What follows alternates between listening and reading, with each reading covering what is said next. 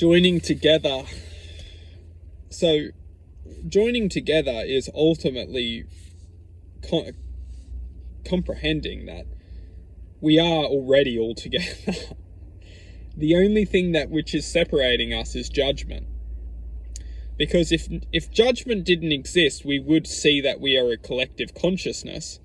The reason why we would be representing a collective consciousness is because judgment is the only thing that is separating this consciousness from existing. Because, and we can prove this very, very simply, is acceptance itself is collectiveness. If everything is accepting everything, everything is collecting and adhering to everything. Literally speaking, if we lived in a world of no judgment, everything would collectively adhere to everything. Because acceptance is essentially collectiveness. If everything's accepting everything, everything is collecting to everything. And we must look at it as a psyche, as literally a psyche, because that's all which we are. All which we are is a psyche within awareness.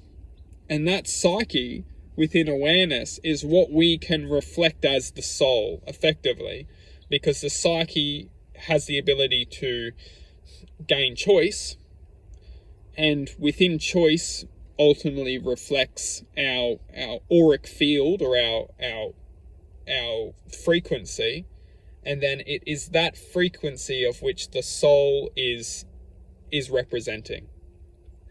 So, in saying that, within the human psyche, if every single human psyche accepted each other, we would all represent harmony within existence. We would all represent one.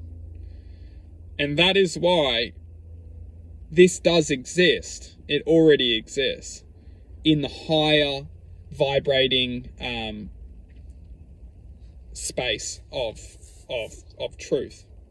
Because what we must understand is that this reality, this dimension, is only a reflection of something greater, something, you could almost say it's not necessarily purer, because purity is the essence of us, and we are purity. But what we must understand is that this reality is only a reflection of something greater than ourselves.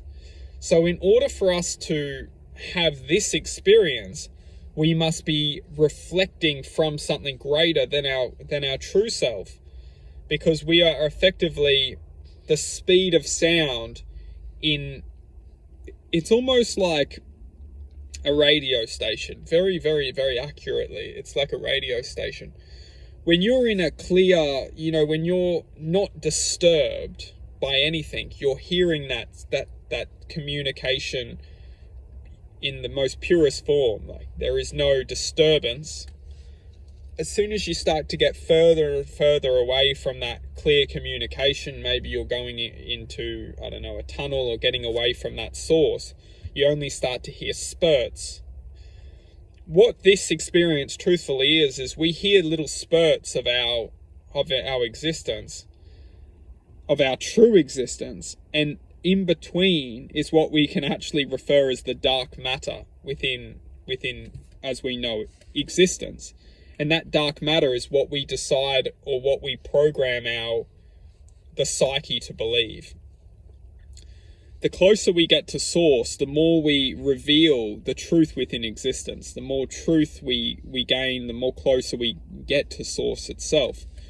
This reality is only governed by disconnecting us to source and trying to create a vibrational prison for us to stop ourselves from elevating to source itself.